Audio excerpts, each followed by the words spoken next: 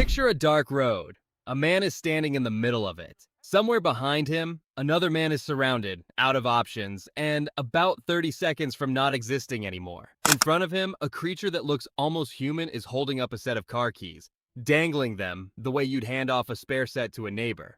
Take these. Leave him. That's the whole offer. That's a real scene from season 3 of From, and 3 years later, it's still one of the most argued about moments the show has ever produced. Not because of what happened to the man who got left behind, because of what it reveals about the thing that left him there. And this summer, the show's 4th season quietly handed us a piece of evidence that changes what this scene might actually mean. So, let's get into it.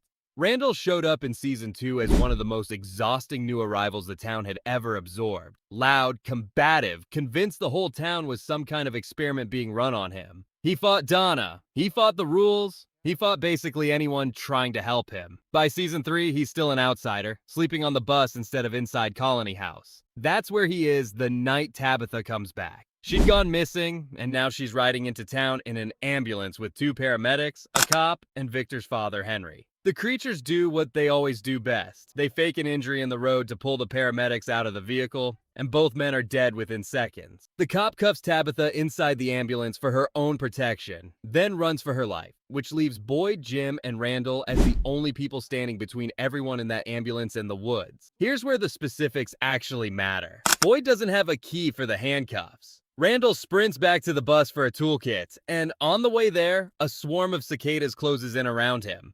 The exact hallucination that's haunted him since he got trapped inside a music box coma back in season 2. He throws the toolkit to Boyd anyway. Then Boyd turns to start the ambulance itself and realizes the ignition key is missing too. A creature is holding it. And the terms don't take more than 1 sentence to lay out. Boyd can have the key back. Randall stays. There's no time to argue and no room to negotiate.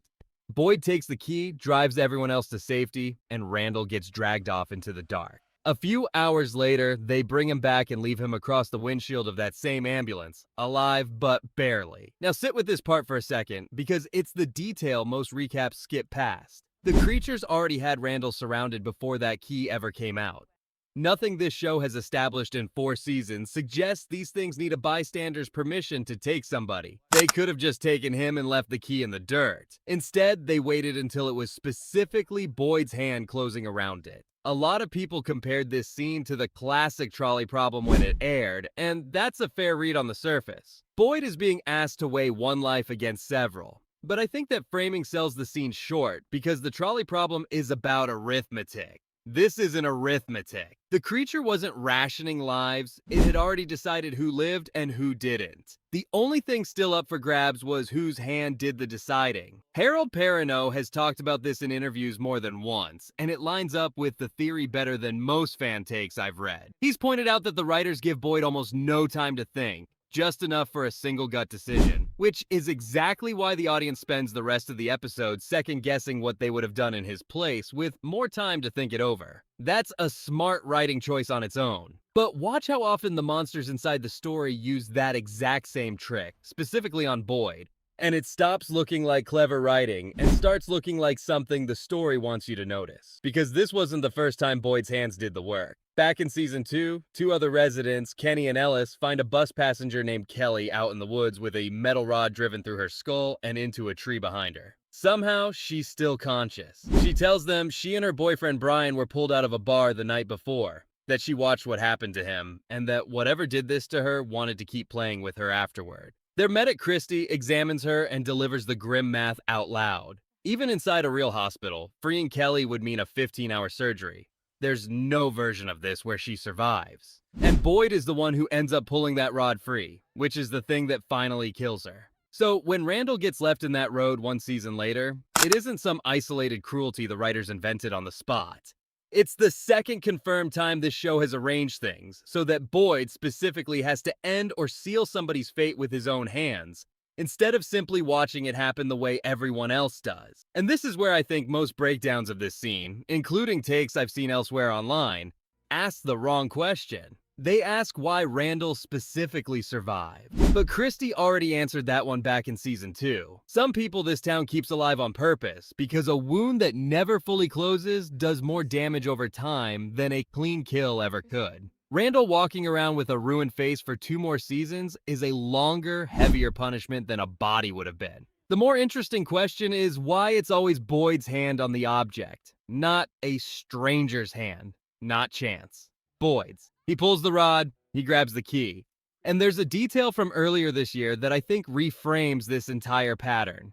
In Season 4, Episode 1, the show reveals that Boyd has secretly been stockpiling enough ammunition for every single resident of the town, in case things ever get bad enough that the only mercy left to offer anyone is a fast one. Think about what that means next to everything we just walked through. This is a man who has spent 3 seasons being visibly destroyed by having to make one impossible choice at a time. And the show has now put him in a position where he might have to make that same choice for an entire town, all at once, by himself. Here's where I want to lay out my actual read on this, and I'll flag clearly what's confirmed and what's me connecting dots. There's a theory that's been circulating among people who track this show closely, that the town doesn't just punish people, it cycles through them, and that certain residents are quietly being shaped into whatever keeps this place running. For a while, the leading candidate for that role was Randall. His cicada hallucinations have been read by some viewers as a symbol tied to transformation, going all the way back to Season 2. Season 4 addressed part of that theory directly. In Episode 2, Julie, now revealed as someone who can travel back into fixed points of the town's history, needs to test whether Randall shares that same ability. She has him walk into a set of ruins ahead of her. Nothing happens to him. No collapse, no vision, nothing. Whatever Randall carries from being possessed years earlier, it isn't that. The specific idea that Randall is secretly wired into the town's deeper machinery took a real hit that episode. But according to people tracking this season closely, debunking the Randall version of that theory didn't kill the idea. It just narrowed it. The version of this theory built around Boyd is still very much alive, and I think the ambulance scene is exactly the kind of evidence it needs. Look at the shape of what keeps happening to him specifically. Season 2, his own hands end a woman's suffering. Season 3, his own hands choose who a monster gets to keep.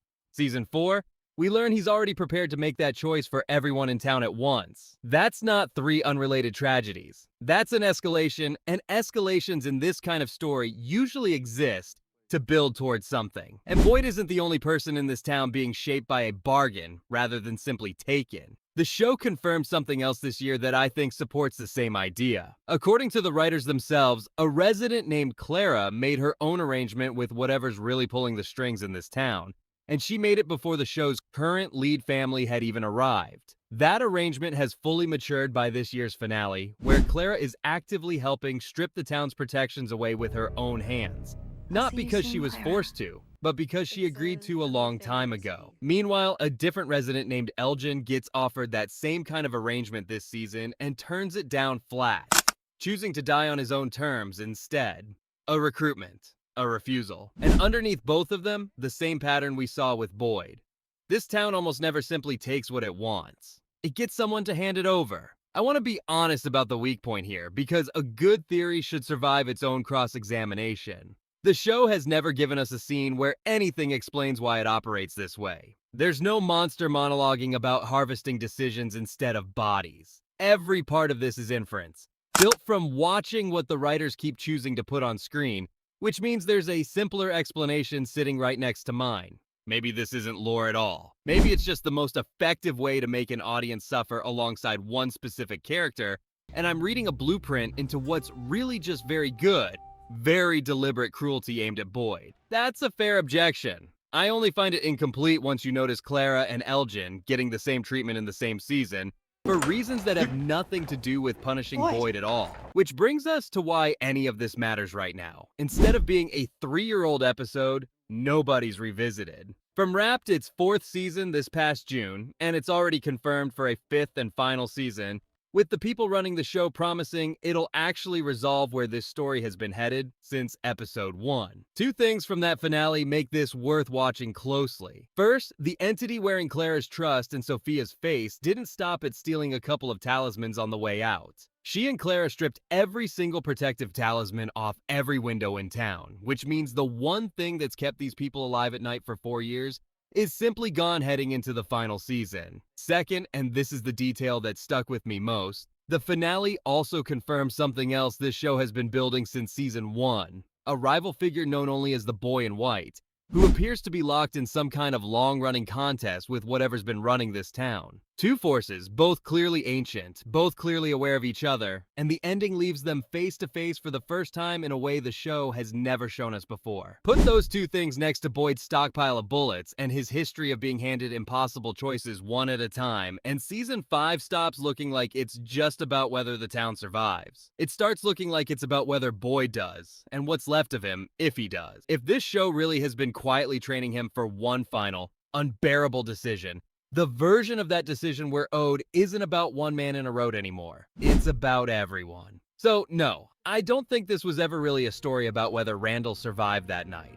I think it was always about what it costs the person who has to decide over and over until the day arrives where the decision covers the whole town at once. Season 5 is where we find out if there's anything left of Boyd by the time that day comes. If you've got your own read on where this is headed, put it in the comments. I go through all of them. And if you want the next breakdown before Season 5 actually premieres, that's what the subscribe button is for. I'll see you in the next one.